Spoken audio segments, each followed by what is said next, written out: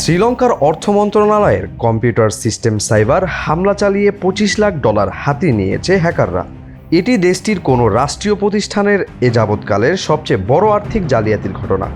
বৃহস্পতিবার কলম্বোতে আয়োজিত এক ব্রিফিংয়ে দেশটির অর্থ মন্ত্রণালয়ের সচিব হর্ষনা সুরিয়া পেরুমা এই তথ্য জানান। তিনি বলেন, চুরি হওয়া অর্থ অস্ট্রেলিয়াকে ঋণ পরিশোধের জন্য রাখা হয়েছিল। মন্ত্রণালয়ের ইমেইল সার্ভার হ্যাক হওয়ার সম্ভাবনা রয়েছে, কর্তৃপক্ষের সতর্ক করা হয়েছিল।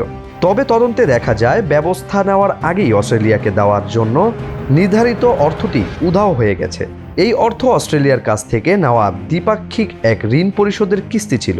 এখন সামনে এলেও চলতি বছরের জানুয়ারি কোনো এক সময়ে এই হ্যাকিংয়ের ঘটনাটি ঘটে বলে শ্রীলঙ্কার কর্তৃপক্ষ মনে করছে।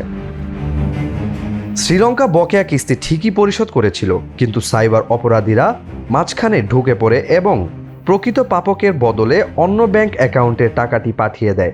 লঙ্কান অর্থ মন্ত্রণালয়ের সচিব হার্ষানা সুরিয়া পেরুমা বৃহস্পতিবার সংবাদ মাধ্যমকে এ কথা বলেন বলে জানিয়েছেন বিসিবি।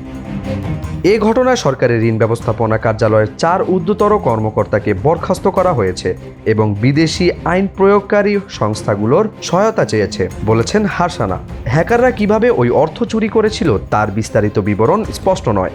ঋণের কিস্তি পরিশোধের ইমেল ভিত্তিক পেমেন্ট নির্দেশনায় হ্যাকাররা কারসাজি করেছিল বলে তদন্তকারীরা মনে করছেন।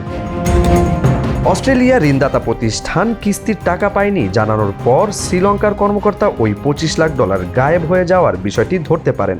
শ্রীলঙ্কার অর্থ প্রতিমন্ত্রী অনিল জয়ন্ত ফার্নান্দো জানান, ভারতকে আরেকটি অর্থ পরিশোধের সময় সাইবার অপরাধীরা সেখানেও হাত দেওয়ার চেষ্টা করলে হ্যাকিংয়ের ব্যাপ্তি স্পষ্ট হতে থাকে।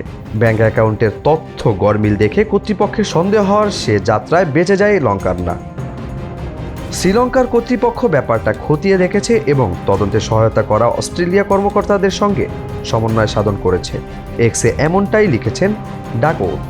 ইএফটি ফার্স্টের সাথে ট্রেড করুন যে কোনো জায়গা থেকে। ক্যাম্পাসে ক্লাসের ফাঁকে, ঢাকার জ্যামে বসে কিংবা ঘরে বসে ট্রেডিং এখন হাতের মুঠোয়। তাই ট্রেড করুন যখন খুশি, যেখানে খুশি।